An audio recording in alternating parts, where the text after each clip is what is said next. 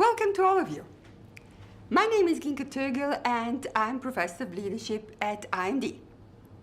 You may be surprised to know, however, that my very first leadership experience was not particularly successful. When I was just a child in kindergarten, I can remember trying to inspire all my fellow 5-year-old playmates not to have a nap, but to play with me instead. You can imagine my disappointment when all but one went for the nap. In that, I found my first lesson in leadership.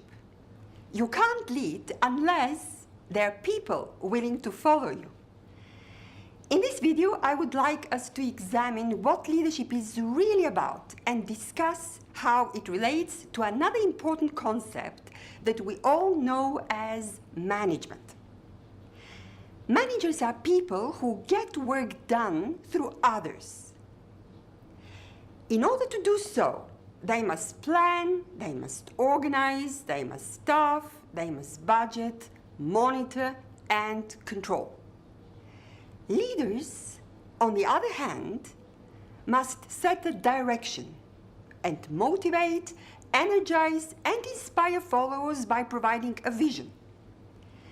A renowned writer in the field of management, Warren Bennis, argued that organizations nowadays are overmanaged and underled. Think about your own organization.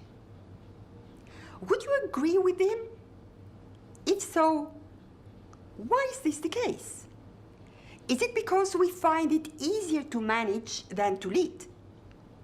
Why is it that so many of us face this same challenge?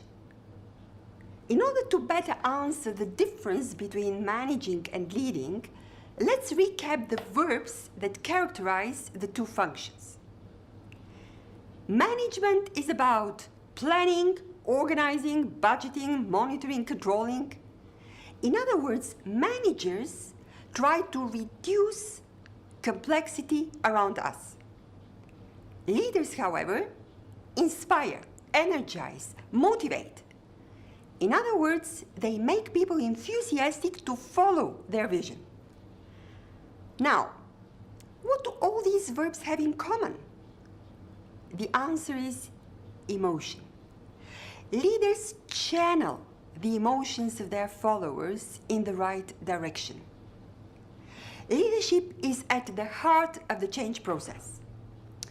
And this is not easy to do. While we have developed perfect systems to plan and control, we find it much more difficult to inspire and motivate the people around us. By working with people's emotions, leaders influence others to achieve organizational goals. They never rely on sophisticated IT systems to do it for them. Machines and systems cannot replace the human nature of emotion. Some people might disagree with this distinction. Actually, it is not a dichotomy, and there are people who are good in both functions.